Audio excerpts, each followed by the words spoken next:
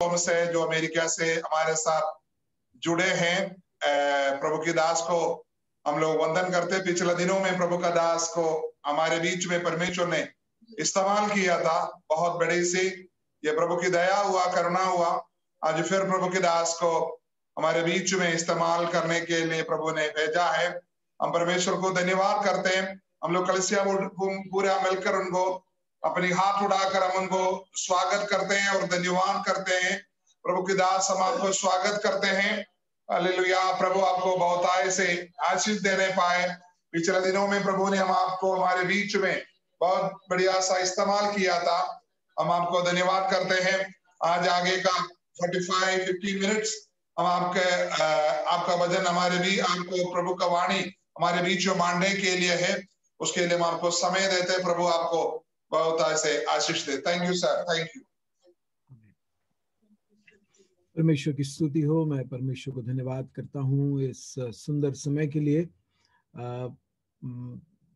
परमेश्वर के दास pastor Shibu Samuel और उनके संगी सभी परमेश्वर के दासगण और विश्वासी सबों को मसीह यीशु के नाम में मेरा सलाम।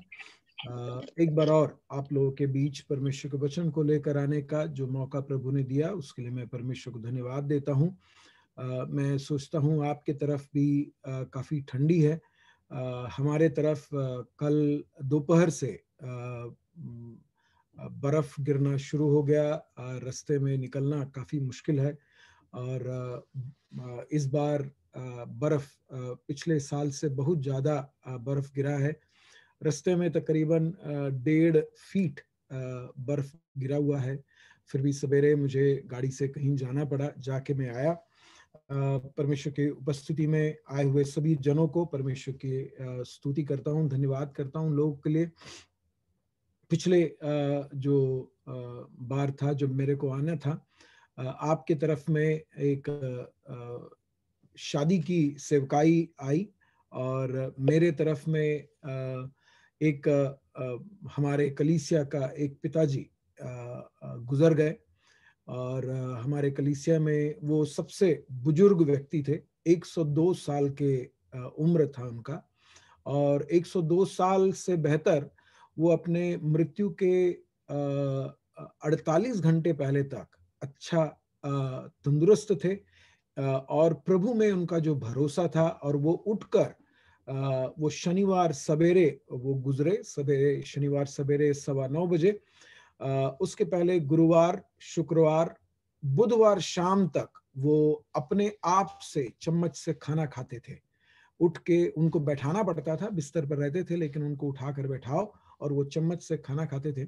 और सिर्फ 1.5 से 2 दिन वो मतलब बात नहीं कर पाए और शनिवार सवेरे वो गुजर गए। उनका जो अंतिम जो विदाई था वो गुरुवार के दिन था और मैं पास्टर साहब को कहने ही वाला था कि पास्टर साहब मैं गुरुवार के दिन नहीं आ पाऊंगा क्योंकि उनकी विदाई का समारोह है। और पास्टर साहब ने मुझे कहा कि एक शादी है इसलिए गुरुवार की मीटिंग हटा दिया गया है। सब मिलाकर अच्छा ही हुआ। मैं परमेश्वर को धन्यवाद करता हूँ। आज परमेश्वर के वचन की तरफ मैं आप लोगों के ध्यान को ले जाऊं। अगर मैं आज के वचन के भाग को समाप्त नहीं कर पाया तो मैं अगली बार उस वचन के बाकी भाग को मैं उस दफा लूंगा। दूसरा तिमोथी की पत्री उसका पहला अध्याय उसका 6 से आगे के वचन है। दूसरा तिमोथी पहला अध्याय उसका 6 से आगे के वचन आप लोग उसको देखते चलिए। मैं विनती करूंगा, जरूर आप लोगों से गुजारिश करूंगा कि आप अपने बाइबलों को खोल कर रखें अगर आप अपने बाइबलों को देख सकते हैं तो। और इसी भाग पर मैं ध्यान देता रहूंगा, इसलिए आपको पन्ने नहीं पलटने पड़ेंगे, आप लोग इस भाग पर रहें। प्रेरित पौलुस तिमोथी को ये पत्री लिख रहा है। तिमोथी एक जवान, पवित्र शास्त्र के जानकार लोग कहते हैं शायद उसकी उम्र 25 से 30 साल के बीच का उसका उम्र है। प्रेरित पौलुस ने उसको प्रभु में लाया, प्रभु में उसको बढ़ाया, प्रभु में प्रशिक्षित किया। उसके बाद उसको एफेसस की कलीसिया उसको सौंपता है। एफेसस की कलीसिया में काफी बड़ी जिम्मेदारी थी और तिमोथी सोचता था कि वो इस काम को करने के लायक नहीं है, वो नहीं कर पाएगा इस चीज को। उसके लिए एक बहुत बड़ी बोझ है ये, क्योंकि वहाँ के लोग काफी, जो एफेसस शहर था वो आज के हमारे भारत के तरीके में देखो तो बंबई शहर समझो, और वहां पर व्यापार का केंद्र था, बंदरगाह था, और वहां पर बहुत सारे मूर्ति पूजक थे, और उसी बीच में कलीसिया थी। कलीसिया के अंदर काफी सारे अंतर कलह था, और बाहर से बहुत सारे दुरुपदेश कलीसिया के अंदर आ रही थी, लोग आपस में मतभेद था। और इस प्रकार के सारी चुनौतियों के बीच में प्रेरित पौलुस तिमोथी को एक अगुवाई के अंदर उस कलीसिया सौंप कर चला जाता है। तिमोथी सोचता है कि मैं इसको करने के लायक नहीं हूं। कई बार जब लोगों को प्रचार करने के लिए या फिर संदेश के लिए या फिर किसी भी कलीसिया की जिम्मेदारी के लिए कहा जाता है तो वो तुरंत कहते हैं ये मुझसे नहीं हो सकता है, मैं इसके लिए लायक नहीं हूं। लेकिन प्रेरित पौलुस तिमोथी को दृढ़ करना चाहता है कि तू इस काम को कर सकता है, और वो उस काम, उस जो जिम्मेदारी उसको सौंपा है उसके पीछे परमेश्वर के मकसद को वो जोर देता है। और दूसरी बात थी, प्रेरित तिमोथी सोचता था कि तिमोथी शारीरिक रीति से कमजोर है। अब हमें नहीं मालूम उसको शरीर में क्या कमजोरी थी। प्रेरित पौलुस के सामने वो जब प्रेरित पौलुस जिम्मेदारी को देता है तो ये भी अड़चन आता है कि एक तो मैं मानसिक तौर पर तैयार नहीं हूं, और शारीरिक तौर पर कमजोर होने के कारण ये बड़ी जिम्मेदारी मैं नहीं ले सकता हूं। अब उसको विश्वास में दृढ़ करने के लिए प्रेरित पौलुस ये पत्री को लिख रहा है। उसको पहला पत्री, दूसरा पत्री में भी वो उसको निर्देश देता है कि तेरी जिम्मेदारी को निभाने के लिए तुझे करना क्या पड़ेगा। तो वो उस चीज को उसको विश्वास में दृढ़ करने के लिए प्रेरित पौलुस उसको क्या बोलता है, उन बातों को हम लोग इस वचन भाग में हम देखेंगे। दूसरा तिमोथी पहला अध्याय उसके 6 के आगे के वचन। तो अब उसमें मैं कुछ बातों की तरफ आप लोग के ध्यान को ले जाऊंगा। पहली बात वो उसके 6वें वचन में कहता है, इस कारण मैं तुझे सुधि दिलाता हूं कि तू परमेश्वर के उस वरदान को जो मेरे हाथ रखने से तुझे मिला है चमका दे। फिर से, इसी कारण मैं तुझे सुधि दिलाता हूं कि तू परमेश्वर के उस वरदान को जो मेरे हाथ रखने के द्वारा तुझे मिला है चमका दो। मैं एक बात को शुरुआत में एक और बात को कहकर मैं आगे बढ़ूं। मैं अपनी जिम्मेदारी वचन के प्रचार में ये समझता हूं कि मैं परमेश्वर के वचन को उसके लिए एक सही शब्द का मैं उपयोग करूं। वो मैं वचन को मैं खोल दूं आपके सामने, वचन को उसके बातों को देखने के लिए मैं आपको सहायता करूं। और आप जब अगली बार भी इस वचन को पढ़ेंगे, मैं विश्वास करता हूं कि परमेश्वर आपसे इन वचनों से बात करेगा। तो मैं अपनी कोशिश में मैं आगे बढ़ रहा हूं कि मैं वचन के शब्दों को आपके सामने खोल कर रखूं। तो प्रेरित पौलुस कहता है, मैं तुझे सुधि दिलाता हूं। उस शब्द सुधि शब्द को आप कैसे समझते हैं मुझे नहीं मालूम, लेकिन उसके मूल भाषा में उसका अर्थ है कि मैं तुझे याद दिला रहा हूं। जो बात तू भूल गया है, तुझे मैं कोई नई बात नहीं दे रहा हूं। मैं कोई नई बात को तेरे ऊपर, या परमेश्वर का नया अनुग्रह, एक नई सामर्थ, नई शक्ति तुझे मैं नहीं देने की बात नहीं कर रहा हूं। तिमोथी, तेरे को मैं कुछ बातें याद दिलाना चाहता हूं। कुछ बातें नहीं, एक बात मैं तुझे याद दिलाना चाहता हूं। और वो बात ही आज मैं आप सभी विश्वासी को, सभी आदरणीय पास्टरों को मैं याद दिलाना चाहता हूं कि परमेश्वर आपके अंदर, देखना प्रेरित पौलुस जैसे तिमोथी को कहता है, वैसे मैं हर विश्वासी को, सिर्फ पास्टरों को नहीं, हर विश्वासियों को बताना चाहता हूं कि उस वरदान, तुम्हें एक वरदान दिया गया है। हर विश्वासी, हर जन को एक वरदान दिया गया है। अब ये वरदान जो शब्द है, आज के जमाने में हमारी मसीह जगत में इसको गलत समझा जाता है। वरदान कहने से हम लोग सोचते हैं कि दुष्टात्माओं को छुड़ाने का वरदान, चंगाई का वरदान और इस प्रकार के इत्यादि बातों को ही वरदान के सूची में हम लोग लाते हैं। लेकिन मैं वरदान का एक परिभाषा आपके सामने रखूं ताकि इस वचन को इस भाग को आप लोग गहराई से आप खुद भी समझ सके।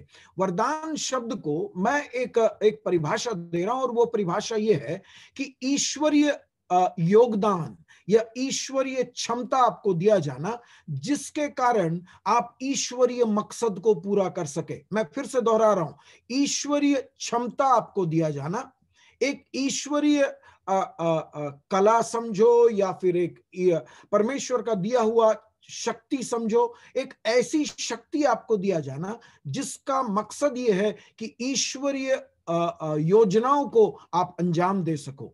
अब ये मैं पूरे वचन के अंतर्गत मैं समझता हूं हर विश्वासी को, हर व्यक्ति को, या फिर जब हम प्रभु यीशु मसीह को स्वीकार नहीं किए होते हैं और जिस क्षण में मैं और आप प्रभु यीशु मसीह को उद्धारकर्ता और प्रभु होकर स्वीकार करते हैं, मैं उन दोनों शब्दों को जोड़ देता हूं।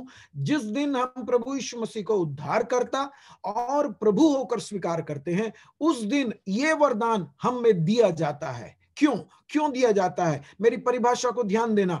एक ईश्वरीय मकसद को आपके द्वारा पूरा करने के लिए ही परमेश्वर आपको शत्रु के, दुष्ट के, शैतान के राज्य से अपने राज्य में, अंधकार के राज्य से प्रकाश के राज्य में लाने के पीछे जो मकसद है वो मकसद और कुछ नहीं पर ईश्वरीय योजनाओं को अंजाम देने का योजना है। और उस योजना को बड़े योजनाबद्ध तरीके से परमेश्वर आप आगे लेकर चलता है। आपको किस कलीसिया में रहना है, आपके जीवन में आत्मिक योगदान देने वाले कौन होते हैं, आपके आत्मिक आपकी क्षमताओं को उसको बढ़ाने के लिए किस प्रकार का माहौल आपको चाहिए, ये सब परमेश्वर लाता है। ये आपको ढूंढने की जरूरत नहीं है। आपको प्रचार करने के लिए, आपको गीत गाने के लिए, आपको ईश्वरीय परमेश्वर के राज्य में कार्य करने के लिए माहौल या उसके पर्यावरण को खोजने की जरूरत नहीं होती है। खोज कर जो जाते हैं वो आपका अपना बनाया हुआ है। लेकिन जहां परमेश्वर आपको उपयोग करना चाहता है वहां मेरा परमेश्वर आपको ले जाएगा, क्योंकि अपने राज्य में लाने के लिए उसने कितनी बड़ी कीमत चुकाया। आप जरा पीछे पलट कर देखो, आपको शैतान के राज्य से परमेश्वर के राज्य में या फिर किसी और के परिवार से आपको अपने परिवार में ले पालक बनाकर लाने के लिए स्वर्गीय परमेश्वर ने अपना पुत्र प्रभु यीशु मसीह का कीमत चुकाया है। एकलौता बेटा देकर आपको अपने राज्य में, अपने परिवार में लाने के लिए अगर उसने इतनी बड़ी कीमत चुकाया है तो वो जरूर आपको अपने उसके मकसद को, उसके जो लक्ष्य को अंजाम देने के लिए आपका उपयोग वो करेगा। आपकी उपयोगिता को आप सोचते होंगे यहां मुझे मौका मिलता, वहां मुझे मौका मिलता, यहां गाना गाने के लिए, वहां प्रचार करने के लिए, वहां प्रार्थना करने के लिए मौका मिलता। वो मौका आपको कुछ भी नहीं कर सकता है ईश्वरीय लक्ष्य को प्राप्त करने के लिए, ईश्वरीय इरादाओं को पूरा करने के लिए आपके लिए माहौल परमेश्वर बनाएगा। मैं आप लोगों के ध्यान प्रेरितों के काम में जो स्तिफनुस था उसके तरफ मैं आपके ध्यान ले जाऊं। स्तिफनुस और उसके साथ में 6 और लोग, स्तिफनुस और 6 लोगों को इसीलिए चुना गया था कि वो मेज पर की सेवा करे, यानी कि जो लोग भोजन परोसते हैं, भोजन बनाने वाला नहीं, भोजन को जो परोसते हैं उन लोगों को देखभाल करने के लिए, यहां चावल दो, वहां पर रोटी दो, वहां दाल बांटो, वहां पर चटनी दो, वहां पर अचार दो, ये देखने के लिए रखा गया एक जिम्मेदार व्यक्ति था। उसका काम प्रचार करना नहीं था, लेकिन वो सुसमाचारीय काम में वो भिड़ा रहा, क्योंकि हर व्यक्ति के लिए सुसमाचारीय काम वो एक प्रोग्राम नहीं है। आज का सबसे बड़ा अभिशाप मसीही जगत के अंदर, कलीसियाओं के अंदर ये हो गया है कि सुसमाचार प्रचार एक प्रोग्राम बन गया है। लेकिन सुसमाचार प्रचार हर व्यक्ति की एक धड़कन होना चाहिए, हर व्यक्ति का एक जिम्मेदारी है वो, और उस जिम्मेदारी को उस व्यक्ति को पूरा करना है। और क्योंकि वो प्रोग्राम हो गया है, सुसमाचार ये प्रचार का जो प्रोग्राम हो गया है, उस प्रोग्राम में कई कलाकारों को काम करना पड़ता है कि उस प्रोग्राम को अंजाम दे। कोई प्रार्थना करता है, कोई गीत गाता है, कोई प्रचार करता है, कोई मीटिंग को लीड करता है, कोई मीटिंग का अंतिम आशीर्वाद देता है। ये प्रोग्राम हो गया। लेकिन सुसमाचार प्रचार एक विश्वासी का धड़कन है और उसी के लिए उसको खोजा गया है। वो प्रोग्राम तो होना चाहिए, उसका अपना जगह है, लेकिन मैं ये कहना चाहता हूं हर विश्वासी के लिए उसके जिम्मेदारी को पूरा करने के लिए उसको अपनी अंदर दिया गया बुलाहट को समझना है, उसके अंदर के वरदान को। प्रेरित पौलुस यहां तिमोथी को कहता है, तिमोथी तू सोचता है कि तूने वहां पर मैंने तुझे एफएसएस में ला दिया, वो शायद कोसता होगा, शायद नहीं करता भी होगा। वो बोलता होगा अगर पौलुस जो मेरा आत्मिक पिता है उसने नहीं मुझे यहां छोड़ा होता, मुझे ये दिक्कतें सामना नहीं करनी पड़ती। लेकिन प्रेरित पौलुस तिमोथी को कहता है वो तुझ में वो वरदान पहले से था कि, और उस वरदान के अंतर्गत नियुक्त था कि तुझे एक समय के बाद तुझे एफएसएस में जाकर एक सेवा देना है, और वो सेवा में जो भी करना है वो परमेश्वर करेगा, लेकिन तुझे जो करना है वो है चमका देना है। उसमें वो चमकाना का जो शब्द का अर्थ, कई सारा अर्थ है, एक दो अर्थ मैं आपको बताऊं। ये चमकाना मतलब वहां पर जो शब्द है उसका अर्थ है कि जैसे हमारे किचन में, रसोई में जो छुरियां होती है उसका धार चले जाता है। हमारे सड़क में एक साइकिल के पीछे एक और चक्री लगा हुआ एक आदमी आता है, चाकू छुरी कैंची धार करा लो करके वो आवाज देकर रास्ते में जाता है। हम उसको बुलाते हैं और अपनी कैंची या अपने छुरियों को देकर कहते हैं इसको धार कर दे।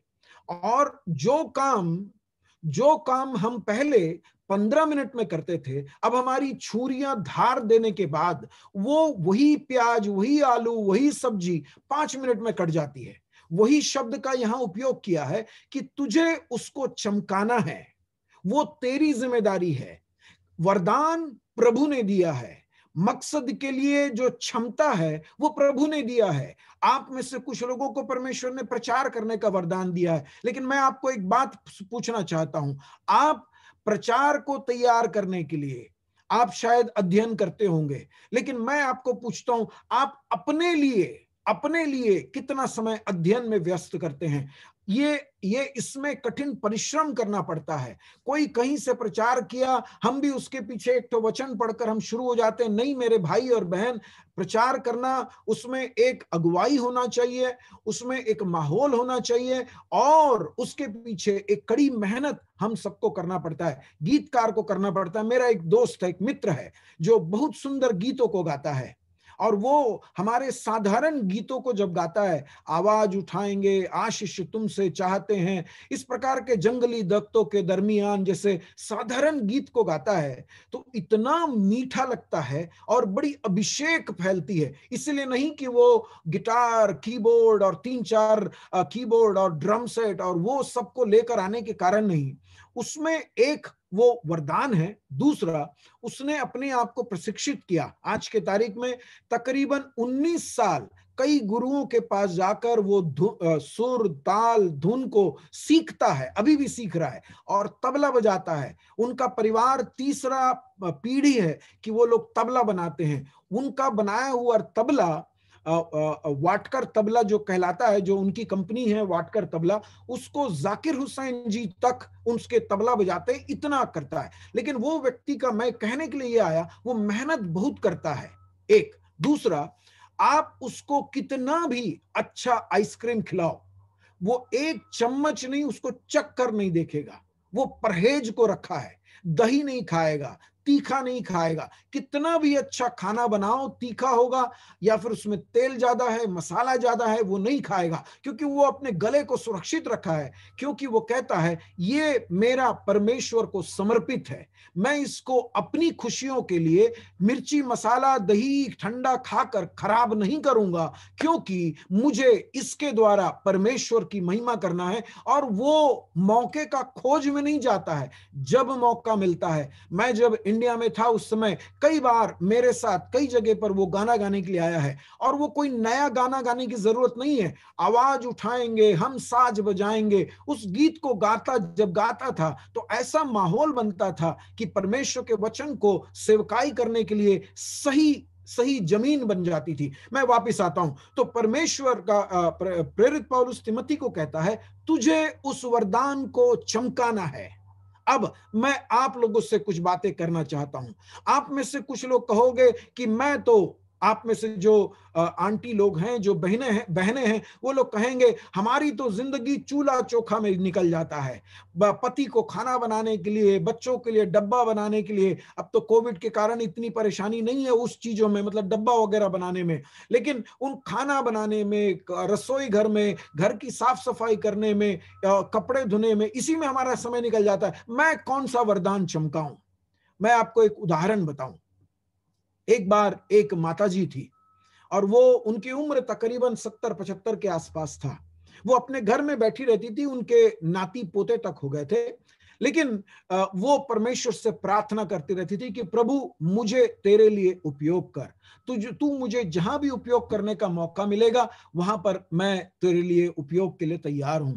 एक दिन उसके दरवाजे पर खटखटाहट सुनाई देती है, वो जाती है, दरवाजा खोलती है। जब दरवाजा खोलती है तो वहां पर हमारे घरों में आने वाले जैसे एक लड़का, जवान लड़का, वो अपने कंधे पर एक बैग लटकाया है और कहा कि माताजी, मैं एक ऐसा साबुन का पानी लाया हूं जो आपके घर की हर गंदगी को साफ करेगा। आपके बाथरूम गंदा है, आपके हाथ धोने के वो वॉश बेसिन गंदा है, या किचन में फ्रिज में गंदा है, जमीन में गंदा है, वो आपको मालूम है। जब घर में ये सेल्समैन लोग आते हैं तो वो लोग इतने तेज बोलते हैं कि हमको भी समझ में नहीं आता है। और वो बोलता गया, वो मूलतः यही बोला कि मेरे पास एक ऐसा साबुन पानी है जो आपके घर के हर गंदगी को साफ कर देगा। जब वो थम गया, वो माताजी बोली, बेटा अंदर आ, बैठ जा। तो लड़का सोचा कि मेरा कम से कम 1-2 बोतल तो यहां बिक जाएगा, क्योंकि उसको बेचेगा तो उसको कमीशन मिलता है, और इसीलिए वो लोग इतनी तीव्र तरीके से बेचने को घूमते हैं। और वो माताजी उसको अंदर बैठाई और बोले, बेटा पानी पिएगा? तो उसको पानी पिलाई। जब वो पानी पी रहा था, ये माताजी ने उस लड़के को बोला, देख बेटा, तेरा जो साबुन है वो मैं लेती हूं, देखती हूं, मैं परख कर देखूंगी, उसके बाद लूंगी, लेकिन मैं तेरे को एक बात बताऊं, मेरे पास एक ऐसा पानी है, मेरे पास एक ऐसा रास्ता है जिससे तेरी जिंदगी के सारी गंदगी साफ हो जाएगी। उसने पूछा, वो क्या है माताजी? तो उसने बोला, प्रभु यीशु मसीह का लहू तेरे सारे पापों को धोकर शुद्ध करने के लिए सक्षम है। बोला वो लड़के के लिए, एक अविश्वासी दूसरे धर्म का लड़के के लिए ये एक नया जानकारी था। वहीं पर बैठे उसने उस लड़के को सुसमाचार बताई, और वो लड़का अपनी जिंदगी में एक पहल उठाया, एक कदम उठाया कि मुझे इस यीशु को जानना है। उस माताजी के पास हफ्ते में एक बार, 2 हफ्ते में एक बार वो आता था, वचन को पढ़ा, अपना जीवन प्रभु यीशु मसीह को समर्पित किया। समर्पण सिर्फ नहीं, वो एक बहुत बड़ा मिशनरी बन गया। अब मेरे को बोलो, चूल्हा चोखा देखकर घर में बैठे वाली इस माताजी ने कैसे एक पूरे क्षेत्र में सुसमाचार को ले जाने के लिए एक सक्षम एक व्यक्ति को खड़ा कर दी।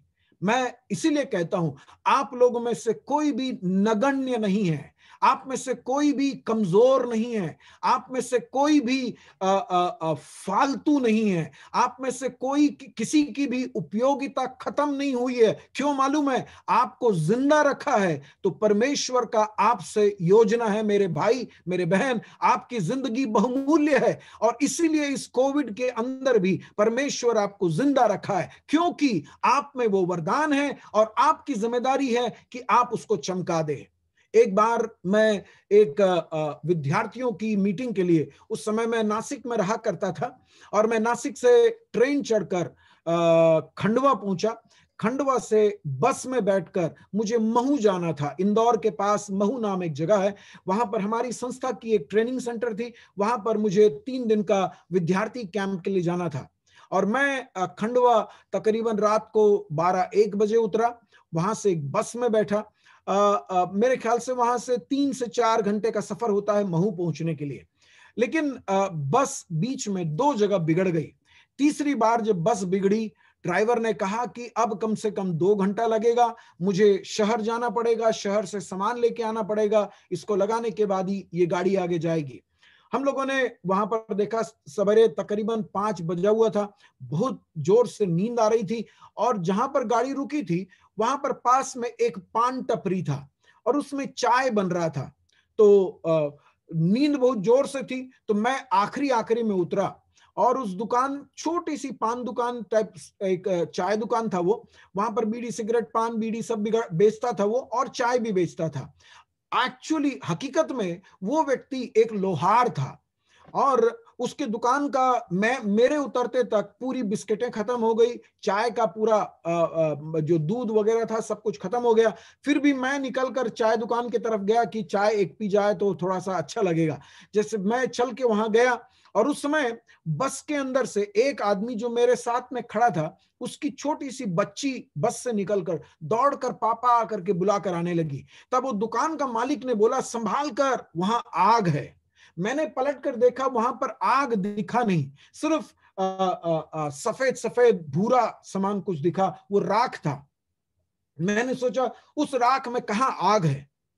अब वो आदमी, क्योंकि दुकान का पूरा सामान, चाय बिस्किट सब खत्म हो गया, उसने आकर अपना काम शुरू किया। उसने आया, वहां पर एक पंखा रखा था, उस पंखे पर हाथ चलाया, ये राख उड़ गया, और वो चमकने लगा, आग वहां पर, भट्टी एकदम लाल दिखने लगा। वही शब्द को प्रेरित पौलुस यहां पर तिमोथी के लिए उपयोग करता है। तिमोथी, तुझे जो करना है ना, वो ये करना है कि उसके ऊपर जो राख है उसमें हवा दे, और वो आग, उसकी जो चिंगारी है, उसमें जो आग है, वो भट्टी है, वो तैयार हो जाए, कि कुछ लोगों की जिंदगी उस भट्टी में आकर तप जाए और उसमें से गंदगियां निकल जाएं।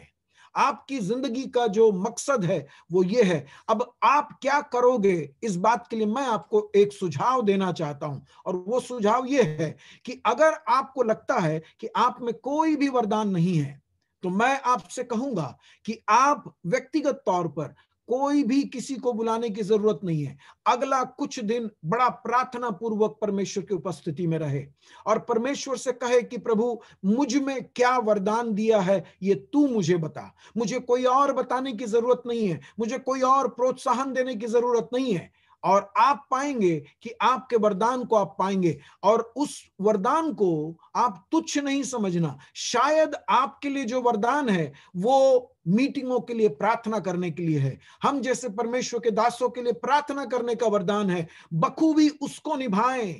शायद आप हमारे समान स्टेज में आकर और कई लोगों के सामने आकर लोग आपको नहीं देखेंगे, लेकिन स्वर्ग में एक परमेश्वर बैठा है, वो कहेगा, भला और विश्वास योग्य दास, मेरे महिमा में प्रवेश कर। क्यों? मालूम है, आपने वो काम किया जो काम आपको सौंपा गया था। आपके घर में आपके घास काटने के लिए एक व्यक्ति को आपने एक दिन का उसको तनख्वाह देकर उसको रखा है। समझो कि उसको एक दिन में आपको 100 रुपए देने हैं और आपके आंगन के पूरे घास निकालने हैं। वो घास निकालना शुरू किया, इस बीच में आपके कोठरी में खड़ा हुआ गाय को ले जाकर बाहर बांधा, उसको चारा दिया, उसको पानी दिया, उसके लिए सब कुछ काम किया, और शाम हो गया। शाम को आने के बाद आपको वो कहता है कि वो 100 रुपए मुझे दे दो। आप कहोगे, घास तो कटा नहीं, मैं आपको क्यों पैसे दूं? तो वो कहेगा, अरे मैंने आपका गाय को चारा दिया, आपके गाय को नहलाया, आपके गाय को वापस लाके बैठाया, उसके लिए सारा देखभाल किया। तो आप उसको कहो, मैंने तो आपसे घास काटने के लिए कहा था और आपने घास नहीं काटा। गाय को देखने के लिए किसने बोला आपको? जो चीज लोगों के सामने दिखता है, चमकता है, उसके पीछे न भागे, बल्कि वो काम करे जो परमेश्वर आपसे अपेक्षा करता है। वो कितना भी दिखता नहीं होगा। मैं आपको बताऊं, कोई भी बात नगण्य नहीं है आपके। मैं तो विश्वास करता हूं कि एक मीटिंग होती है, कोई भी एक बड़ी सभा होती है, समझो 800,000 लोग आते हैं और मीटिंग में प्रचार करते हैं, प्रचारकों को देखा जाता है, संगीत जो गीत संगीत करते हैं उन लोगों को लोग देखते हैं, और उसके बाद लोग सब खाना खाते हैं और वापस जाते हैं, बड़ा अच्छा मीटिंग था कहते हैं। लेकिन जब स्वर्ग में प्रतिफल बांटा जाएगा, मेरे शब्द को ध्यान देना, जब स्वर्ग में प्रतिफल बांटा जाएगा और इस मीटिंग के सफलता के लिए जब प्रतिफल बांटा जाएगा, उस वक्त में भाई और बहनों, मैं आपको बताना चाहता हूं, वो व्यक्ति जिसको किसी ने नहीं देखा, उसने पीछे वो आग में भट्टी में बैठकर उसने चावल दाल बनाकर लोगों को खिलाया था। पास्टर साहब ने उसको वो जिम्मेदारी दी थी कि आप किचन का काम देख ले, रसोई का काम देखे। वहां पर उसने सब्जी काटा, किसी ने नहीं देखा, उसने सब्जी बनाया, अच्छी सब्जी बनी थी कि 1000 लोगों में से शायद 1-2 लोग बोले अच्छी सब्जी बनी थी, किसी ने उसको शाबाशी नहीं दिया। लेकिन स्वर्ग में जब प्रतिफल बांटा जाएगा, उस व्यक्ति को भी उतना ही प्रतिफल मिलेगा जितना प्रचारक को प्रतिफल मिलेगा, जितना संगीतकार को मिलेगा। संगीत, उस गीत संगीत के लिए लोग तालियां बजाते होंगे, उसकी वाह करते होंगे, लेकिन उस रसोई घर में खड़ा हुआ घनश्याम को भी उतना ही प्रतिफल मिलेगा जितना सबके सामने दिखा हुआ व्यक्ति को मिलेगा। मैं अपने उस बात को वहां पर समाप्त करता हूं। तो प्रेरित पौलुस तिमोथी को बोलता है, एक बात मैं तुझे याद दिलाना चाहता हूं तिमोथी, तुझे बुलाया गया एक मकसद और योजना के कारण है। आज मेरी आवाज को सुनने वाले हर व्यक्तियों को भी यही बात मैं कहना चाहता हूं। मैं आपको याद दिलाना चाहता हूं परमेश्वर के इस वचन के आधार पर, कि आपको याद दिला रहा हूं कि आप में परमेश्वर ने वरदान दिया है। एक नई वरदान के लिए प्रार्थना, जागरण सभा करने की जरूरत नहीं है। आप में वरदान दिया है, नए वरदानों की जरूरत है आपकी उपयोगिता के लिए, तो वो स्वर्गीय परमेश्वर देगा, परमेश्वर देगा उसको। आपकी उपयोगिता के लिए, आपकी उपयोगिता बढ़ाना है। इसीलिए परमेश्वर का वचन कहता है, जो थोड़े में विश्वास योग्य है उसको अधिक में अधिकारी बनाया जाएगा। मेरे प्रियो, मैं आपको परमेश्वर के वचन के आधार पर बड़ी नम्रता के साथ आपको मैं प्रोत्साहन देना चाहता हूं, आपको मैं इस ओर निमंत्रण करना चाहता हूं कि आपकी ध्यान इस ओर जाए कि एक वरदान आप में है और आपकी जिम्मेदारी है आप उसको चमका दें, आप उसको नया रूप दें, उसमें चोखापन लाएं, ताकि आप जहां जाएं वहां असरदार रहें। आपको परमेश्वर जहां खड़ा करें वहां पर आपको देखने वाले, पहचानने वाले, आपको वाह करने वाले, आपको शाबाशी देने वाले भले ना मिले, लेकिन आप स्वर्गीय परमेश्वर के लिए आप उपयोगी बन जाएं। हमारी उपयोगिता ही हमारा रहस्य है, हमारी जिंदगी को अर्थपूर्ण बनाता है। मैं अपनी एक इच्छा जो है उस बात को मैं आपसे बताऊं, मैं स्वर्ग में जाऊंगा, ये मैं विश्वास करता हूं। जब मैं स्वर्ग में जाऊंगा, प्रभु यीशु मसीह को देखूंगा, स्वर्ग को देखूंगा, वहां सोने का रास्ता होगा और मेरे लिए घर होगा, ये सब तो मुझे मिलेगा ही मिलेगा। उसके बारे में एक उत्तेजना है मुझ में, लेकिन सोने के रास्ते पर चलना मुझे इतनी उत्तेजित नहीं करता है। आज सवेरे जब मैं सवेरे 5 बजे रास्ते पर गाड़ी चला रहा था, रास्ता भर में जो काला रास्ता है वो पूरा सफेद दिख रहा है, और जब उस सफेद रास्ते को देख रहा था तो मैं याद किया कि स्वर्ग में जाऊंगा तो ऐसे ही सोने के रंग में चमकता हुआ रास्ता होगा जहां पर मैं चलूंगा। ये मुझे इतना उत्तेजित नहीं करता है। मुझे उत्तेजित परमेश्वर प्रभु यीशु मसीह की उपस्थिति, जिसने मेरे लिए खून बहाया, उसकी उपस्थिति में मैं खड़ा रहूं, वही मेरे लिए सबसे बड़ा उत्तेजना की बात है। क्या मिलेगा क्या नहीं मिलेगा इस बात को छोड़ो, मेरे लिए जो चाहिए, अगर मेरे इस जीते जी जिंदगी में अब तक प्रभु ने दिया है और बची हुई जिंदगी में देगा, स्वर्ग में तो और भी देगा, क्योंकि रोकने वाला कोई नहीं है, सब कुछ मुझे मिलेगा। लेकिन एक और बात मैं उस स्वर्ग में मैं चाहता हूं, ये मेरी एक इच्छा है, और वो ये है, मैं स्वर्ग में ऐसे घूमते घूमते कई बार रेलवे स्टेशन में, एयरपोर्ट में खड़े हुए कई बार मेरे साथ हुआ, कोई आकर मुझको हाथ मिलाता है और बोलता है, ब्रदर आप मुझे जानते हो क्या? और मैं कहता हूं नहीं जानता हूं। अरे ब्रदर, आप याद है आपने वहां पर एक मीटिंग के लिए आया था और मैं भी उसी मीटिंग में था, वहां पर था। मैं उसी चीज को स्वर्ग में देखना चाहता हूं। और स्वर्ग में मैं जब ऐसा टहल रहा हूं, वहां पर आराम खुशी, जब जय जयकार करके हालेलुया बोलकर मैं वहां घूम रहा हूं, उस समय मेरे कंधे पर कोई थपथपाए और बोले, ब्रदर आप मुझे जानते हो क्या? और मैं बोलूंगा नहीं, मैं नहीं जानता हूं। और तो वो बोलेगा, ब्रदर आपके कारण मैं स्वर्ग में आया हूं, ब्रदर आपके कारण मैं स्वर्ग में आया हूं। मेरे प्रियो, ये मेरे और आपका सपना होना चाहिए। यहां पर हमको कोई वावा करे, माला पहनाए, हार पहनाए, कुछ भी, यहां पर कितना भी हमें हमें पारितोष मिले, प्रतिफल मिले, ये सब मिट्टी है, खत्म हो जाएगा। मैं पिछले हफ्ता 102 साल का बुजुर्ग पिताजी का जब वो क्या बोले, मिट्टी देने की सेवकाई को मैं पूरा कर रहा था, और उस सेवकाई के दौरान बड़े गर्व के साथ 102 साल का पिताजी जो विश्वास के लिए दौड़ा, जब मैं वो वचन पढ़ रहा था कि मैंने एक अच्छी कुश्ती लड़ी, मैंने एक दौड़ को दौड़ा, अब मेरे लिए स्वर्ग में धार्मिकता का मुकुट रखा गया है। वो मुकुट मुझे चाहिए। यहां पर मुझे कोई ना पहचाने, यहां पर मुझे एक अच्छा मिट्टी की सेवकाई भी ना मिले, कोई प्रॉब्लम नहीं है। लेकिन स्वर्ग में जब पहुंचूंगा, जहां अनंत काल मुझे रहना है, वहां अगर मैंने अपने वरदान को चमका दिया, वहां मैंने अपने वरदान को वरदान क्या है पहचाना, और मैं याद करता हूं। और यहां पर जो शब्द है, प्रेरित पौलुस कहता है, तिमोथी तू हमेशा याद रखते रहना कि तुझ में एक वरदान है। एक बार याद किया, एक बेदारी की मीटिंग में गई और उस समय हमें याद आया, अरे प्रभु की सेवा मुझे करना है, और बड़ी बड़ी हम लोग आंसू बहाते हैं और बड़ी निर्णय लेते हैं। दिसंबर 31 को हम लोग करने वाले हैं, 2019 के दिसंबर 31 को हमने किया है, बहुत सारे निर्णय लिए हैं, सब अधूरा रह गया। निर्णय मत लेना और नया, लेकिन ये करना कि हम याद करें जो वरदान हमें मिला है उसको हमें चमकाना है परमेश्वर की मकसदों को पूरा करने के लिए। मैं अपने समय को एक बार देख लूं, शायद 10-1 मिनट और मेरे पास है। एक और बात को मैं बोलूंगा, बाकी मैं अगले बार जब मैं आऊंगा 2 हफ्ते के बाद, उस समय मैं लूंगा। तो प्रेरित पौलुस दूसरी बात को कहता है, उसके 7वें वचन को देखना। अब पहला उसने कहा कि मैं तुझे याद दिला रहा हूं, दूसरा कहता है इस क्षमता को पूरा करने के लिए, इस वरदान के अंतर्गत तेरी जिम्मेदारी को पूरा करने के लिए परमेश्वर ने ही तुझे आवश्यक चीजों को दिया है। हर व्यक्ति को हर काम को करने के लिए कुछ उपकरण लगते हैं, कुछ क्षमताएं रखती हैं, शक्तियों की जरूरत पड़ती है। यहां पर देखना क्या कहता है, क्योंकि परमेश्वर ने हमें भय की नहीं, सामर्थ, प्रेम और संयम की आत्मा दिया है।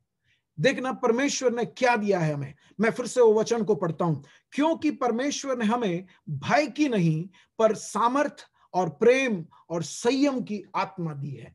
मुझे वो वचन बड़ा अच्छा लगा। हम लोग में से शायद कुछ लोग कई बार उसको पढ़े होंगे। वो कहता है हमें भय की आत्मा नहीं दिया है परमेश्वर ने। भय मतलब यहां पर तिमोथी के अंदर एक ऐसा विचार है कि मैं लायक नहीं हूं, मैं लोगों के सामने कैसे जाकर खड़ा होऊंगा, मैं शरीर में कमजोर हूं, मैं इसके लायक नहीं हूं। ये सोचकर उसके अंदर एक शर्म की भावना और एक ऐसी भावना कि लोगों के सामने आना नहीं चाहता है। कई लोग कहते हैं मैं नीचे बैठकर कर लूंगा, सामने नहीं आ सकता हूं, मुझे शर्म आती है। वो वही भावना है। मैं आपको एक उदाहरण बताता हूं। एक बार मैं कुछ जवानों को मैं शिष्यत्व में आगे ले गया, क्योंकि मैं सोचता हूं मेरी जिम्मेदारी सिर्फ सुसमाचार प्रचार नहीं है, प्रचार सुनने वाले सबको नहीं तो कुछ लोगों को, उनको प्रभु यीशु मसीह के शिष्यत्व में मैं व्यक्तिगत तौर पर आगे बढ़ाऊं। और इसीलिए मैं हमेशा अपने संपर्क में इस प्रकार के कुछ लोगों को रखता हूं जिनको मैं शिष्यत्व के कदमों पर मैं आगे लेकर चलता हूं। एक जवान को मैं मसीह में आगे बढ़ा रहा था, लेकिन उसकी पुरानी कुछ आदतें नहीं गई है करके लोगों ने मुझे बताया कि वो सिगरेट फूंकता है। और एक बार मैं हेलमेट पहना था, बाइक में था, और ये लड़का सिगरेट को फूंक रहा था।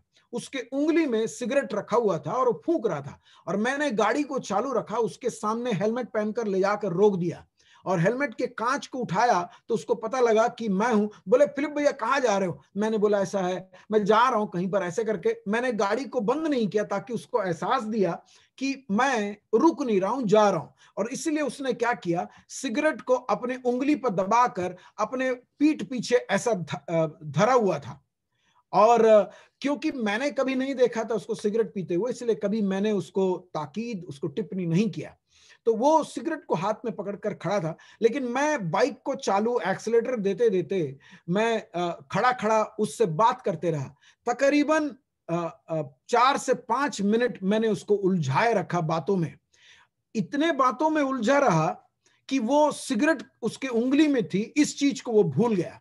और वो रहते रहते, सिगरेट तो आग लगा हुआ था, तो उसमें से आग ऐसे सुलगते सुलगते सिगरेट छोटी होती गई, और एक ऐसा वक्त आया कि सिगरेट की आग उसके शरीर में कहीं तो लगा। उसने आग करके किया, उसके बाद धीरे से सिगरेट नीचे डाला, उसने अपने जूते से उसको मसला, इतना मसला कि तू अभी जलने के लिए क्यों आया करके उसको जबरदस्ती मसला अच्छे से। उसके बाद उसने मेरे मुंह की ओर देखा शर्म के साथ, और वो जो भावना है वही भावना यहां पर कहा गया है कि भय की आत्मा, यानी कि शर्म, डर, और मैंने जो नहीं करना था वो कर दिया, ये जो भावना उस लड़के के चेहरे पर था, वही भावना प्रेरित पौलुस कहता है, तुम्हें जो वरदान को पूरा करने के लिए प्रभु ने दिया है, चाहे वो वरदान किसी भी प्रकार का क्यों ना हो, वो नगण्य हो या फिर वो लोगों के सामने दिखाने का हो, तुम्हें डरने की जरूरत नहीं है, भय करने की जरूरत नहीं है, शर्माने की जरूरत नहीं है। तुम ही दिलेरी के साथ परमेश्वर में निर्भर होकर उस कदम को आगे बढ़ाओ, परमेश्वर उसको आशीष देगा। तो प्रेरित पौलुस कहता है ये भय की आत्मा ने नहीं दिया है, लेकिन क्या दिया है? सामर्थ, प्रेम और संयम की आत्मा दिया है। शब्द बड़े बड़े अच्छे हैं, गहरे हैं। मैं समय के अंदर रहकर उसका खोल मैं आपके लिए करने की कोशिश करूं। वो कहता है कि सामर्थ की आत्मा दिया है। सामर्थ जो शब्द है, वहां पर अंग्रेजी में जो पावर शब्द है, उसके लिए जो मूल भाषा में जो शब्द है वो एक डायनामिट यानी कि उस प्रकार का शब्द है, यानी कि विस्फोटक है शक्ति। वो एक महज शक्ति नहीं कि हमें एक सामान को हमारे सामने रखा हुआ कोई मोबाइल होगा, उसको उठाकर आगे रखने के लिए हमारे हाथों में एक प्रकार की शक्ति होनी चाहिए। लेकिन यहां पर जो शक्ति का उपयोग किया है, शक्ति शब्द का, उसका अर्थ यह है कि यह शक्ति असरदार है, फलदायक है। यानी कि प्रेरित पौलुस तिमोथी को कह रहा है, तिमोथी तेरे शरीर में कमजोरी है, तेरे स्वभाव में शर्माने का, पीछे हटने का एक स्वभाव जरूर है, लेकिन तुझमें जो शक्ति प्रभु ने दिया है, देखना यहां शब्द कैसा है, क्योंकि परमेश्वर ने हमें भय की नहीं, सामर्थ, प्रेम और संयम की आत्मा दी है। उसने दे रखा है उसको। वो जो दिया है उसमें एक ऐसा घटक है जिसको शक्ति कहते हैं। उस शक्ति असरदार शक्ति है। यानी कि ये मत सोचना तेरे प्रार्थना करने से चंगाई हुआ, तेरे प्रचार करने से प्रभु में आया, तेरे काम करने से वहां पर कुछ हुआ। नहीं मेरे भाई, नहीं मेरे बहन, वो शक्ति जो तेरे द्वारा कार्य किया है वो शक्ति असरदार है। तेरे द्वारा वो शक्ति ने जिस वाहक को लेकर, वचन को लेकर आगे बढ़ा, वो तेरे वचन नहीं थे, तेरे व्याख्या अच्छे नहीं थे, तेरे प्रेजेंटेशन अच्छे नहीं थे, प्रस्तुतिकरण का अच्छाई के कारण नहीं, मीटिंग का माहौल के कारण नहीं, पर वो वचन, वो शक्ति जब उस वचन को वाहक बनाकर उस व्यक्ति के दिल के अंदर प्रवेश किया, वो कार्य कर गया।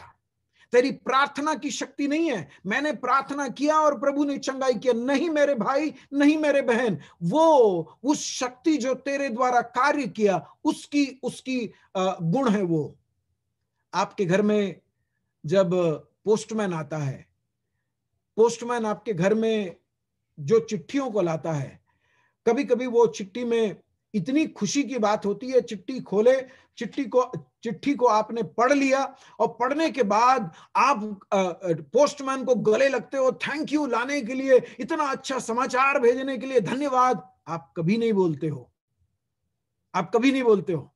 इस चिट्ठी का भेजने वाला एक व्यक्ति, एक चिट्ठी को वो पोस्टमैन सिर्फ ये चिट्ठी का वाहक था, उसको लेकर आया था, लेकिन भेजने वाला और कोई है। उस व्यक्ति को आप संपर्क करते हो, धन्यवाद उसको भेजने के लिए, वो गिफ्ट देने के लिए, मेरे जन्मदिन में इतने अच्छे कार्ड को भेजने के लिए धन्यवाद। भेजने वाले को कहते हैं। मेरे भाई, मेरे बहन, मेरे वचन को आप वाह वाह भले ना करे, मेरा वचन बुरा है करके भले ना बोले, लेकिन अगर मैं वचन का सच्चा हूं तो इस वचन की शक्ति को समझो। और वो वचन की शक्ति कहती है कि वो आपके अंदर वो असर को लाएगा, वो फल को लाएगा जो इस वचन के अंदर शक्ति है। क्योंकि मेरा वचन कहता है, अपने रोटी को गहरे पानी में फेंक, बड़े दिन के अंदर वो वापस आएगा। क्योंकि वचन में वो सामर्थ है कि मैं पिछले बार भी इस बात को कहा, हर धर्म के पास अपना अपना शास्त्र है, हर धर्म में अपनी अपनी पुस्तकें हैं,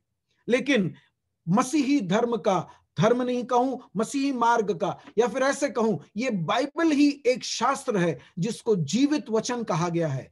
क्योंकि वो जहां पहुंचती है वहां नए प्राणियों को उत्पन्न करता है, इसमें उत्पन्न करने की क्षमता है, और वो सिर्फ इसी वचन में है। जब व्यक्ति उसको सुनता है तो उसके अंदर वो फर्क को लाता है। और इसलिए आप अपने आप से नहीं कर रहे हैं। आप शर्मिंदा हो, कोई बात नहीं, डर लगता है, कोई बात नहीं, आप पीछे बैठना चाहते हो, पीछे ही बैठो, मत भी आए तो चलेगा, लेकिन जो वरदान आपको दिया है अगर आप चमकाओगे तो चमकाने के कारण एक शक्ति आप में कार्य करेगी। वो शक्ति आपके मांगने से नहीं, पहले सदी के समान हमें शक्ति देना नहीं मेरे भाई, पहले सदी के समान शक्ति मिलेगा ना तो अनन्यास और सफीरा गिर कर मर जाएंगे।